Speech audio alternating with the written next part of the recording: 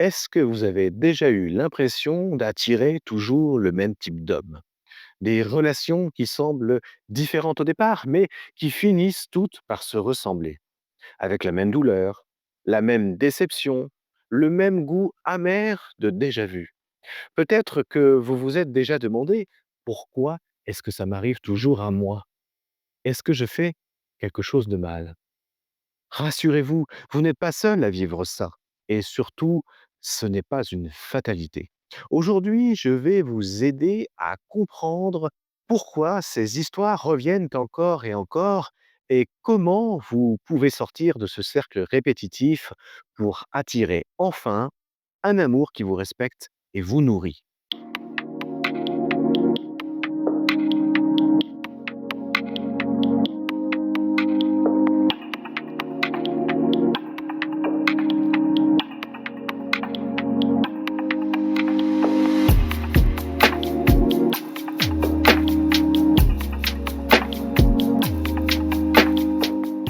D'abord, qu'est-ce qu'une relation toxique? Ce n'est pas toujours évident à reconnaître. On pense souvent à la violence physique, mais la toxicité peut être beaucoup plus subtile. C'est quand une relation vous épuise plus qu'elle ne vous fait grandir. C'est quand vous vous sentez rabaissé, jugé, manipulé. C'est quand vous marchez constamment sur des œufs avec l'impression de ne jamais être assez bien. Et parfois, c'est si discret qu'on finit par croire que le problème vient de soi. On se dit, c'est moi qui exagère, c'est moi qui suis trop sensible. Mais non, la vérité, c'est qu'il existe des relations qui réveillent nos blessures profondes. Et ce n'est pas votre faute si vous les traversez. Alors, pourquoi est-ce que ça se répète? La réponse se trouve souvent dans l'inconscient. Votre inconscient, c'est comme une boussole intérieure qui s'est forgée très tôt dans l'enfance. Si vous avez grandi avec un parent absent, instable, dépressif ou alcoolique, vous avez inconsciemment appris que l'amour allait de pair avec l'insécurité, le manque ou la douleur. Et ce que vous avez connu enfant devient une norme intérieure. À l'âge adulte, vous allez donc être attiré par ce qui ressemble à ce vécu, même si ça vous fait souffrir. Ce n'est pas que vous aimez la douleur, mais c'est que votre inconscient vous attire vers ce qu'il connaît. Prenons un exemple. Une femme qui a eu un père absent peut, sans le vouloir, se sentir attirée par des hommes distants qui fuient l'engagement. Une femme qui a eu une mère très critique peut rechercher encore et encore des partenaires qui la jugent ou la dévalorisent. Ce n'est pas un choix conscient, c'est un mécanisme automatique. Alors, ces mécanismes sont liés aux blessures d'enfance, comme on l'a vu, mais on parle souvent des blessures d'abandon, de rejet, de trahison, d'humiliation ou d'injustice. Quand ces blessures ne sont pas reconnues, elles continuent de nous guider dans l'ombre. Et notre psyché, paradoxalement, cherche à les revivre pour tenter de les guérir. Mais tant que nous n'avons pas conscience de ce processus, eh bien, nous restons enfermés dans une répétition douloureuse. Si vous portez une blessure d'abandon, par exemple, vous rencontrerez souvent des partenaires qui ne sont pas disponibles, qui disparaissent, qui vous laissent seul.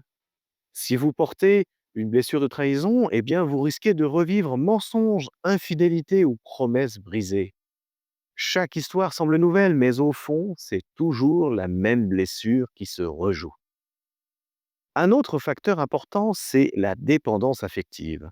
Quand on manque de confiance en soi, quand on vit avec cette sensation de ne jamais être assez, on peut croire que seul l'amour de l'autre nous donnera de la valeur.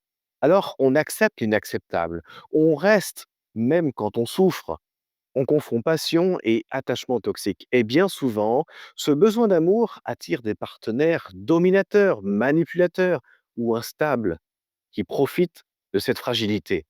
Mais je veux insister sur un point essentiel. Vous n'êtes pas fautive, vous êtes victime de blessures anciennes et de conditionnements inconscients.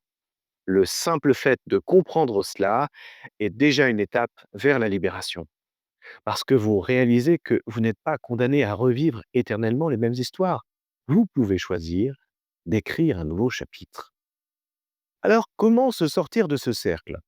Eh bien, la première étape, C'est de prendre conscience de ce schéma. Observez vos relations passées. Quelles ressemblances voyez-vous?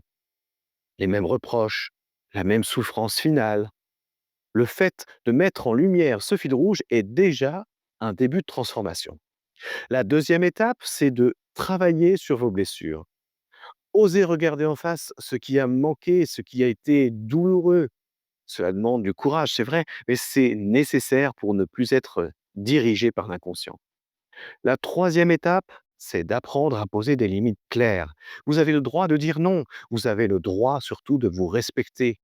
Au début, c'est vrai que ça peut faire un peu peur, ça peut même provoquer de la culpabilité, mais c'est une étape clé pour ne plus retomber dans des relations destructrices. La quatrième étape, eh bien, c'est de reconstruire votre estime de vous. Plus vous apprenez à vous aimer, moins vous acceptez la toxicité. Cela passe par reconnaître vos qualités, vos réussites, vos forces, même les plus petites.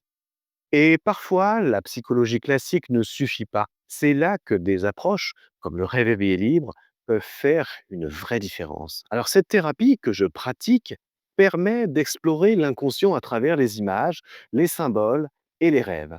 En revisitant ces racines profondes, eh bien, vous pouvez libérer ce qui vous enferme, transformer vos blessures et réinventer votre rapport à l'amour. Pour beaucoup, ce chemin est aussi spirituel. Comprendre que la souffrance n'est pas absurde, qu'elle peut devenir un passage, une étape vers une renaissance intérieure. Alors non pas une renaissance magique ou instantanée, mais une reconstruction patiente où vous apprenez à vous aimer, à vous respecter et à ne plus laisser l'autre définir votre valeur. Alors, si vous vous êtes reconnu dans ce que je viens de partager, eh bien sachez que vous avez déjà en vous les ressources pour changer ces schémas. Cela demande du temps, du courage et parfois de l'accompagnement. Mais c'est possible parce que vous méritez un amour sain, respectueux, un amour qui vous fait grandir. Alors, si vous souhaitez aller plus loin, je vous invite à découvrir le rêve éveillé libre, la thérapie que je vous propose et qui aide à explorer et transformer ses racines inconscientes. Vous trouverez toutes les informations dans la description sous cette vidéo. Et si cette vidéo vous a parlé, eh bien, n'hésitez pas à mettre un like, à vous abonner pour ne rien manquer et à partager en commentaire votre expérience ou vos questions. Parce que votre histoire peut aider aussi d'autres femmes à s'en sortir moins seules. Alors, merci d'avoir regardé, prenez soin de vous et à très bientôt.